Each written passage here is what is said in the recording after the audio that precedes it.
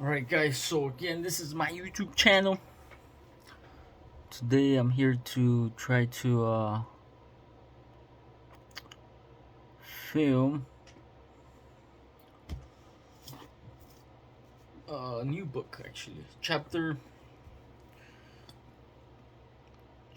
1 from this new book I got is called the Classic Novel of South Africa.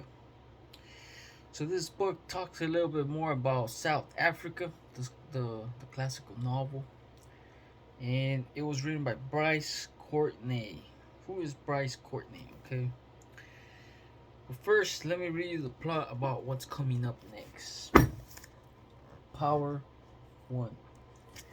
So the plot of this book is in 1939, as Hitler cast his enormous cruel shadow across the world, hatred of a similar kind took root in South Africa, where the seeds of apartheid were newly sown.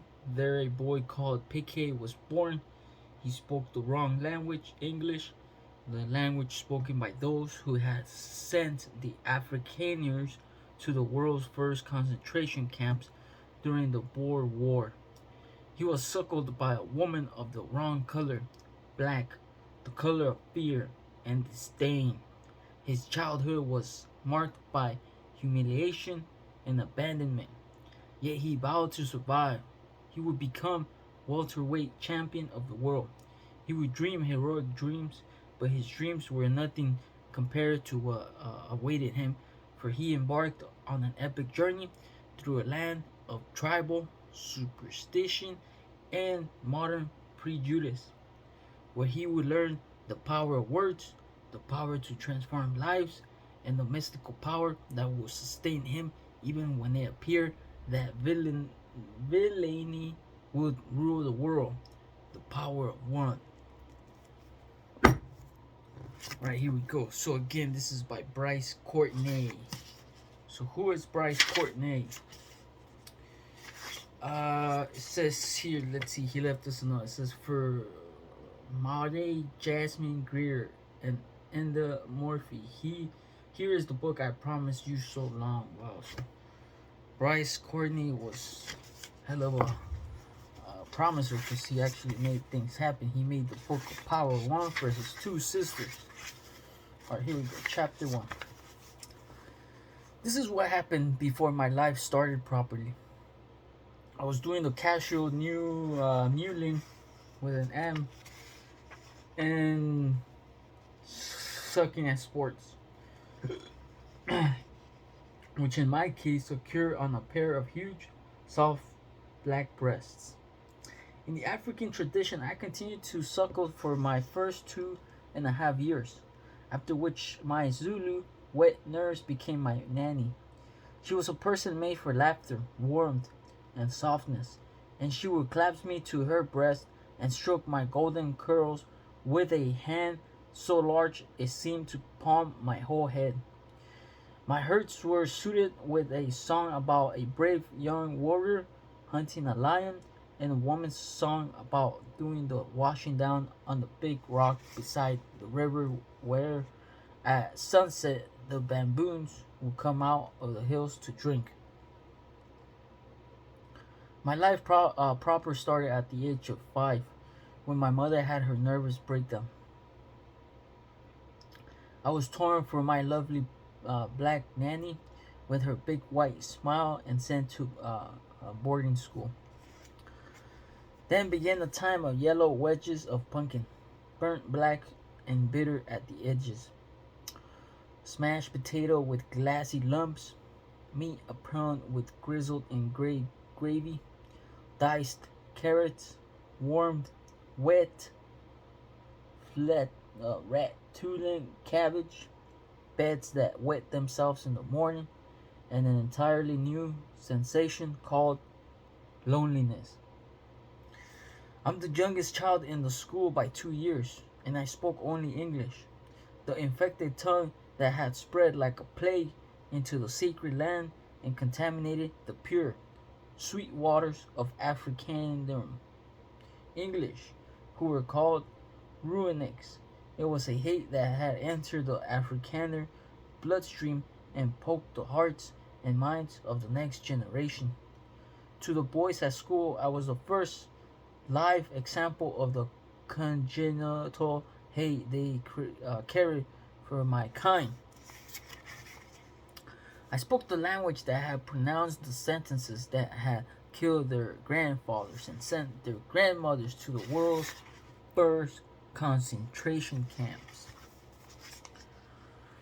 where they had died like flies from dysentery, malaria, and black water fever. To the bitter Calvinist farmers, the sins of the fathers had been visited upon the sons. Onto the third generation, I was infected.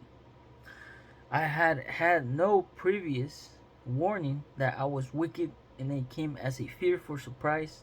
I was blubbing to myself in the little kid's dormitory when suddenly I was dragged from under my horrid camphor smelling blanket by two 11-year-olds and taken to the seniors' dormitory to stand trial before the council of war. My trial, of course, was a travesty of justice, but then what could I expect? I had been caught deep behind enemy lines, and everyone, even a 5-year-old, knows that this means the death sentence.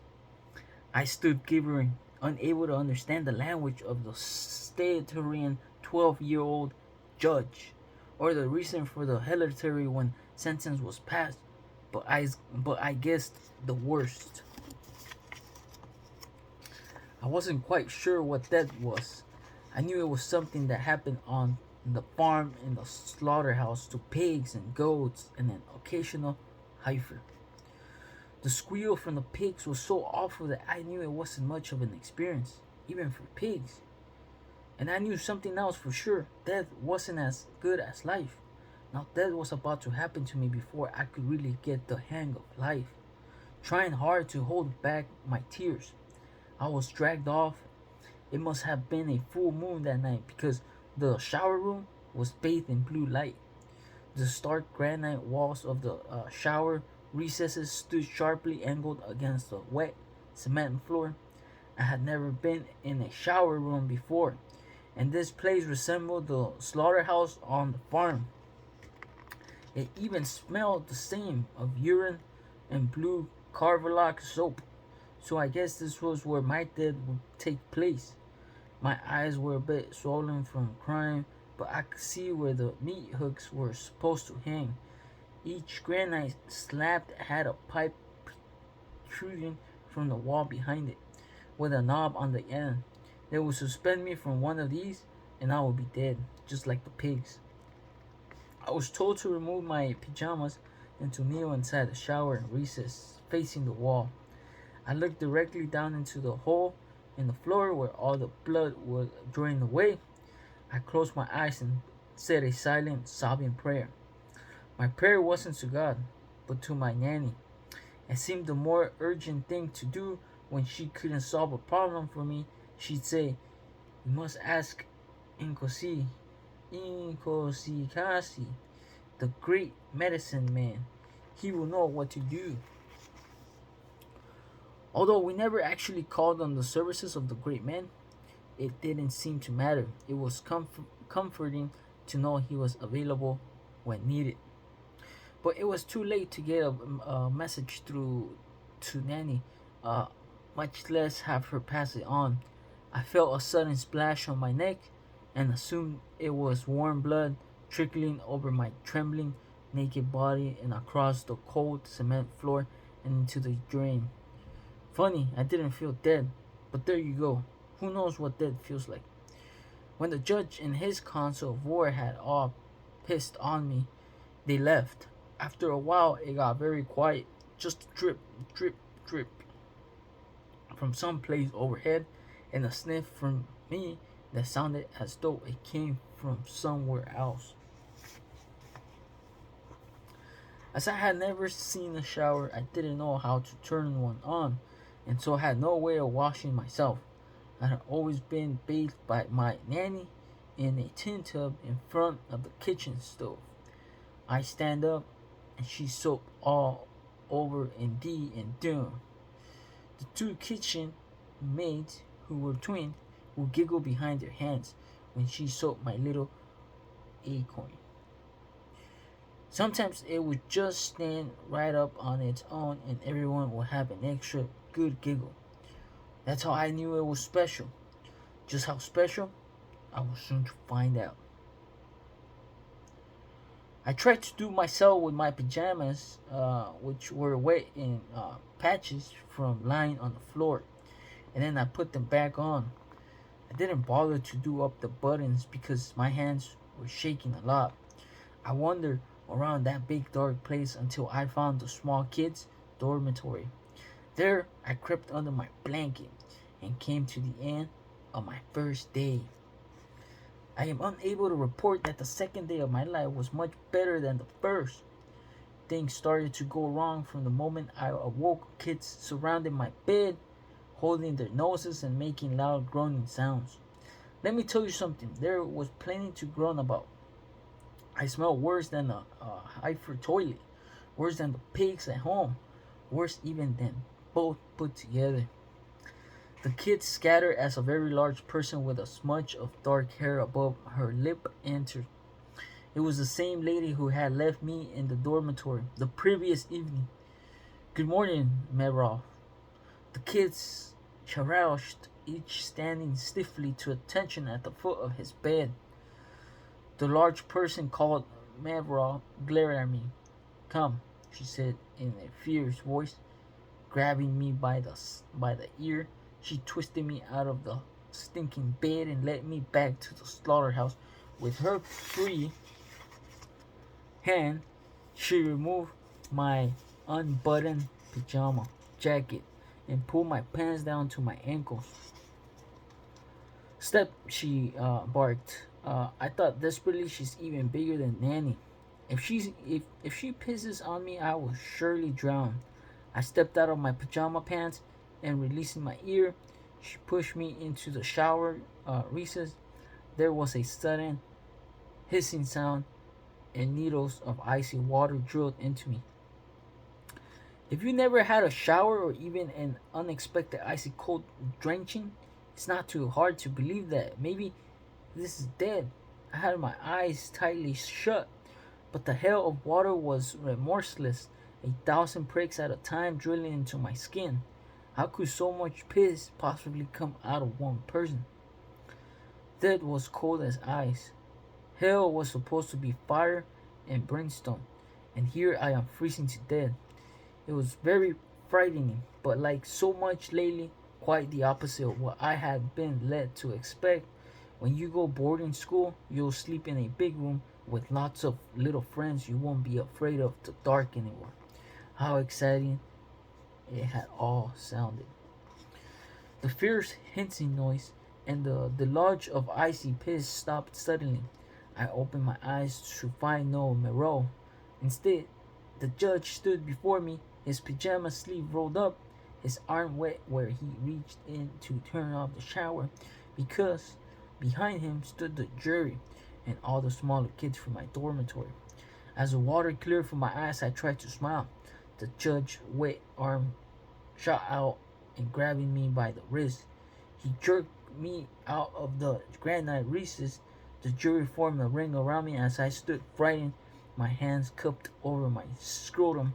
My teeth were shattering out of control, a weird glassy syncopation inside my head. The judge reached out again, and taking both my wrists in one large hand, he pulled my hands away and pointed to my tiny acorn. "Why you piss your bed, Courtenay?" he asked. "Hey, look, there's no hat on his snake." Someone yelled. They all crowded closer, delighted at this monstrous found. "Piss, cough, piss, cough," one of the smaller kids shouted, and in a moment, all the small kids were chanting it. "You hear? You a piss head." The judge translated, "Who cut the hat off your snake?" Piss, cough. I looked down to where he was pointing, my teeth changing to a quieter teeny pan.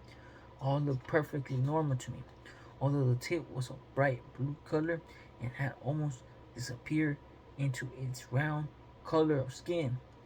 I looked up at the judge, confused. The judge dropped my arm and, using both his hands, parted his pajama fly. His snake, monstrously large, hung level with my eyes and seemed to be made of a continuous shed brought down to a point of ragged skin. A few stray hairs grew at its base. I must say, it wasn't much of a sight. More serious trouble laid ahead for me for sure. I was a ruinic and a piss hop. I spoke the wrong language, and now I was obviously made differently. But I was still alive, and in my book, where there's life, there's hope. By the end of the first term, I had reduced my persecution time to no more than an hour a day. I had the art of survival almost down pat, except for one thing: I had become a chronic bedwetter. It is impossible to be perfect at that if you leave a wet patch behind you every morning.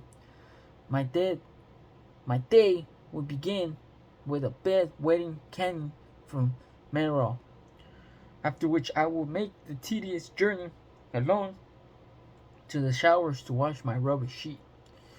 When the blue carbolic soap was rubbed against the stiff cane brittles of the large wooden scrubbing brush I was made to use, fiercely stinging specks of soap would shoot up into my eyes. But I soon worked out that you didn't need the soap like Merrill said. You could give the sheet a good go under the shower and it would be okay. My morning routine did serve a useful purpose. I learned that crying is a luxury good adapters have to forego. I soon had the school record for being trashed. The judge said so. It was the first time in my life that I owned something that wasn't a positive disadvantage to adaptation. I wasn't just a hated ruinic and a piss hop. I was also a record holder. I can tell you it felt good. The judge ordered that I be beaten up only a little at a time. A punch here, a flat hander there, and if I could stop being a piss hop, he stopped even that. Although he added for a ruinic, this was probably impossible. I must confess, I was inclined to agree. No amount of resolve on my part or saying prayers to Nanny or even to God seemed to have the least effect.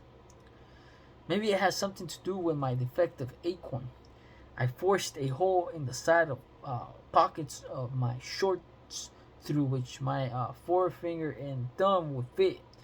I took it to secretly pulling my foreskin and holding it for the tip of my acorn as long as I could in the hope that it would lose elasticity and render me normal.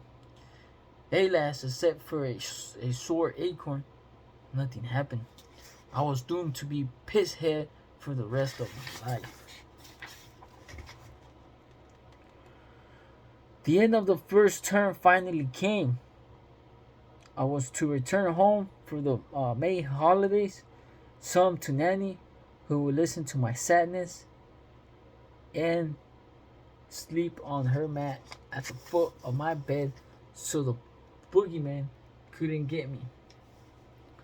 I also intended to inquire whether my mother had stopped breaking down so I would be allowed to stay home.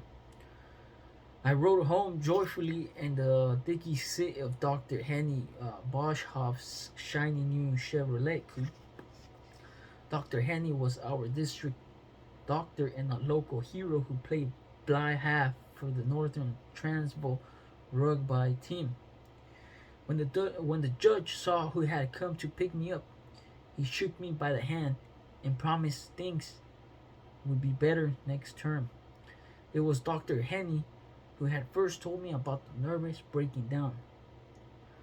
And he now confirmed that my mother was coming along nicely, but her nervous breakdown was still with her and she wouldn't be home just yet. Sadly, this put the kibosh on my chances of staying home and never leaving again until I was old as my grandpa, and maybe not even then. As we shoved along in the car with me in the dicky seat open to the wind and the sunshine. I was no longer a ruinate and a piss hop, but a great chief. We passed through African villages where squawking chickens pump, pumping their wings desperately fled out of the way, and japping heifer dogs, all ribs and snout and brindle markings, gave chase. Although only after my speeding throne had safely passed as a great chief, I was naturally above such common goings on. Life was good. I can tell you for certain. Life was very good. Nanny wept great tears that ran down her cheeks and splashed onto her huge, warm breast. She kept rubbing her large, dark hand over my shaved head, moaning and groaning as she held me close. I had expected to do all the crying when I got home, but there was no competing with her. It was late summer. The days were filled with song as the field women picked cotton, working their way down the long rows, chatting and singing in perfect harmony while they plucked the fluffy white fiber heads from the sun-blackened cotton balls. Nanny sent a message to Inkosi Kasi to the effect that we urgently needed to see him on the matter of the child's night water. The message was put on the drums, and in 2 days we heard that the great medicine man would come in a fortnight or so on his way to visit Majari, the great rain queen. The whites of Nanny's eyes would grow big, and her cheeks would puff out as she talked about the greatness of Inkosi Kasi. He will dry your bed with one throw of the shin bones of the great white ox, she promised. Will he also grow skin over my acorn? I demanded to know. She clutched me to her breast, and answer was lost in the heaving of her belly as she chortled all over me. Will he also skin over my acorn? The problem of the night water was much discussed by the field women, who pondered deeply that a matter so slight could bring the great one to visit. Surely a grass-sleeping mat will dry in the morning sun. This is not a matter of proper concern for the greatest medicine man in Africa. It was all right for them, of course. They didn't have to go back to the judge in Mevral. Almost 2 weeks to the day after we sent him the message, Inkosi Kasi arrived in his big black Buick. The car was a symbol of his enormous power and wealth, even to the Boers, who despised him, the devil incarnate, yet fear him with the superstition of all ignorant, God-fearing men. None were prepared to pit the schism of the Dutch Reformed Church against this age-black goblin. All that day, the field women brought gifts of food. By late afternoon, a small mountain of kefir, corn, and mealies, gem squash, native spinach, and watermelons had grown under the big old avocado tree next to the slaughterhouse. Bundles of dried tobacco leaf were stacked up beside it and separated by two large grass indaba or meeting mats lay 6 scrawny heifer chickens. These were mostly tough old roosters, 4-hour boilers, their legs tied and their wings clipped. They lay on their sides with their thin, featherless necks and bald heads caked with dust. Only an occasional swat and the sudden opening of a bright, beady eye showed that they were still alive, if not exactly kicking. One especially scrawny old cock with mottled gray feathers looked to me very much like my grandpa, except for his eyes. My grandpa's eyes were pale blue and somewhat watery, eyes intended for gazing over soft English landscapes, whereas the old cocks were sharp as a bed of red light. My grandpa came down the steps and walked over the big black Buick. He stopped to kick one of the roosters, for he hated Heifer chickens almost as much as he hated shame games. His pride and joy was his 100 black Orpington hens and 6 giant roosters. The presence of Heifer chickens in the farmyard. Even though Trust and Clip was like having half a dozen dirty old men present at a ballet class, he greatly admired Inconsicacy, who had once cured him of his gallstones. I took his fall green mutie, and by golly, the stones blasted out of me like a hail of buckshot. Never a trace of gallstone since. If you ask me, the old monkey is the best damn doctor in the low veld. We waited for Incosikasi to alight from the Buick. The old medicine man, like Nanny, was a Zulu.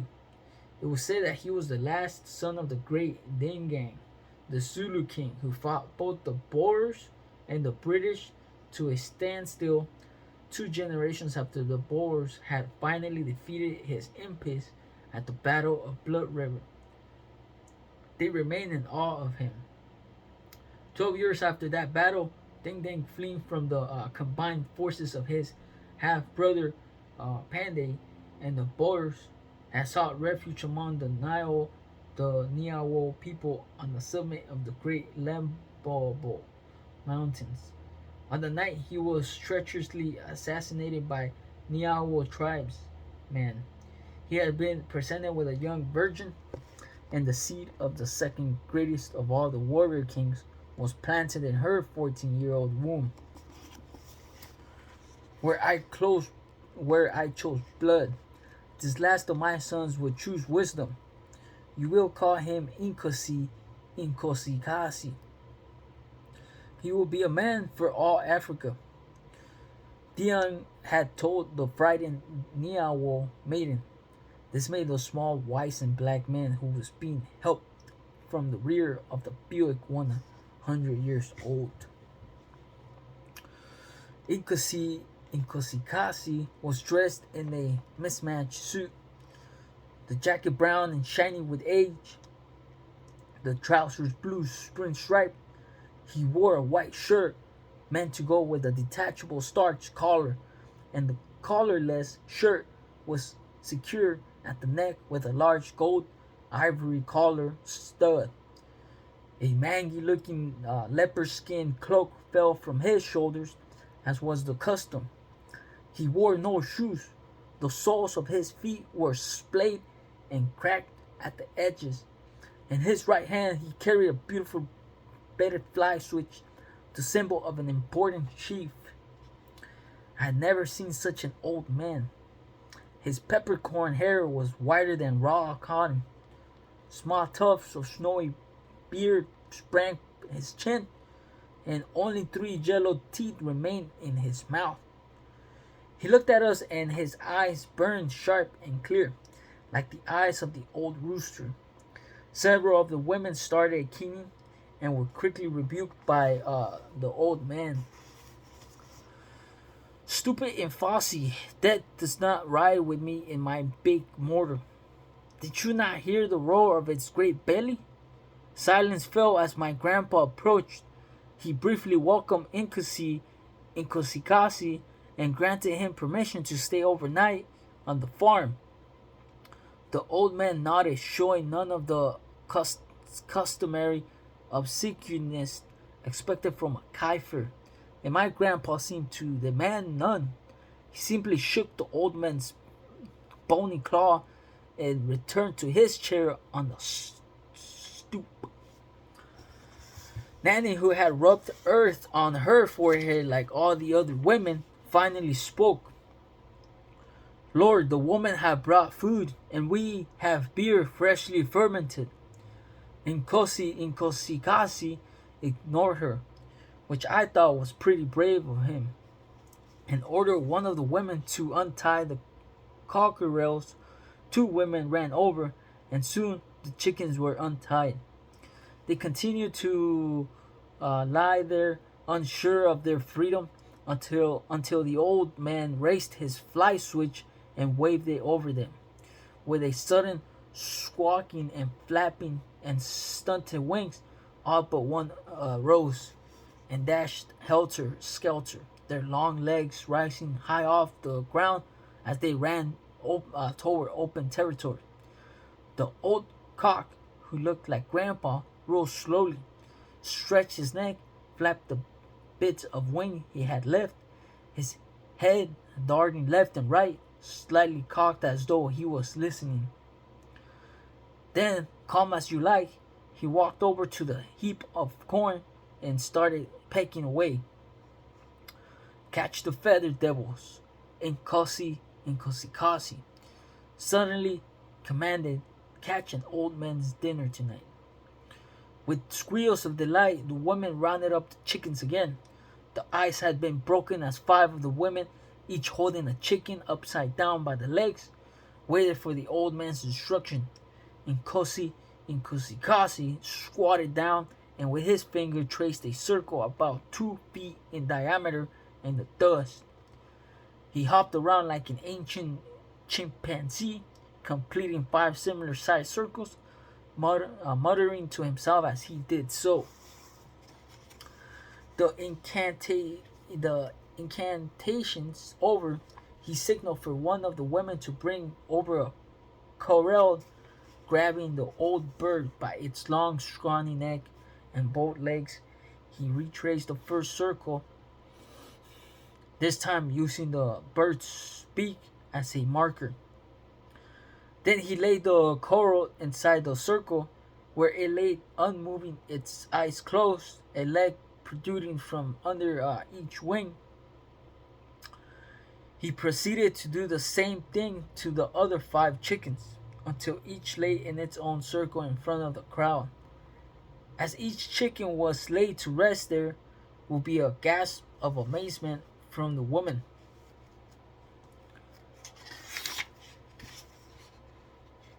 It was pretty low-grade magic,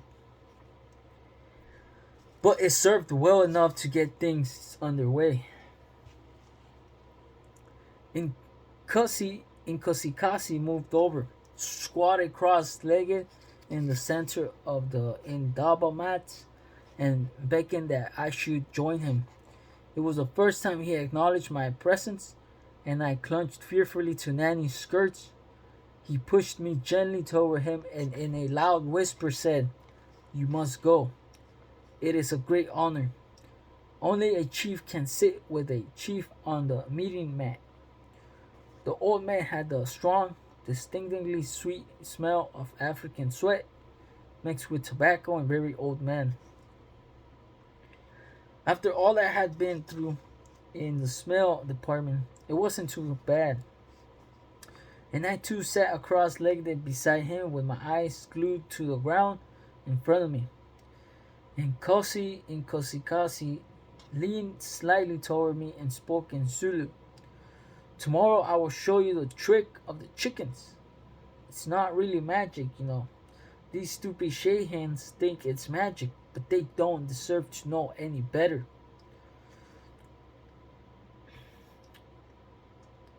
"Thank you, sir," I softly, as I was pleased at the notion of sharing a secret. Even if it was only a trick, it was a damned clever one that might confound the judge and the jury if I could get my hands on a stray chicken at school. My confidence in his ability to change my status on a piss cop was growing by the minute.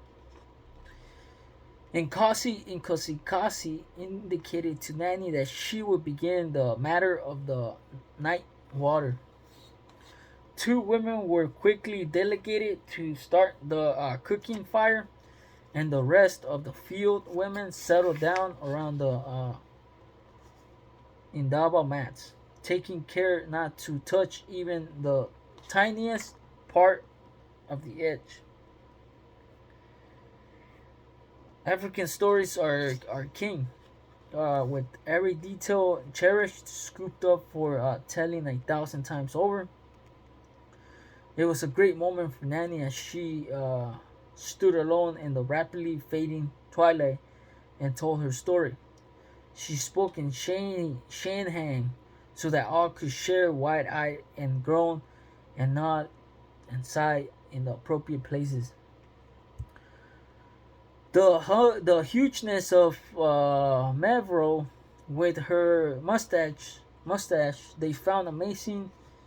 The injustice of the judge and jury they took in their stride, for they all knew how the white man passes sentences that have no relationship to what has been done. The pissing upon me by the judge and jury had them rocking and moaning and holding their hands to their ears. Such an indignity was surely beyond even the white man. In the southern way of Africa, it was dark now. A piece of green wood crackled sharply in the fire, sending up a shower of sparks. The leaping flames lit Nanny's face. There was no doubt that they will remember this teller of a great story of misery and woe. Tears flowed copiously as Nanny told of how death finally arrived in a shower of icy piss that jetted from the loins of the great mustached angel of perdition. Perdition.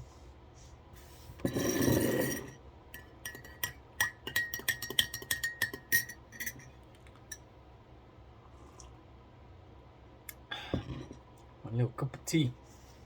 Alright, where were we? I must admit, I was hugely impressed.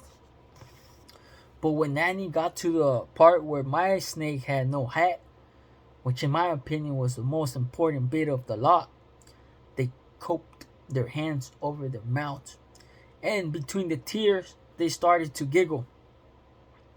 Nanny concluded by saying that the business of my night was an evil spell brought upon me by the angel of death, with the mustache like a man and waterfall loins, so that she could return each morning to feed her great beating shambok on my frail child's flesh.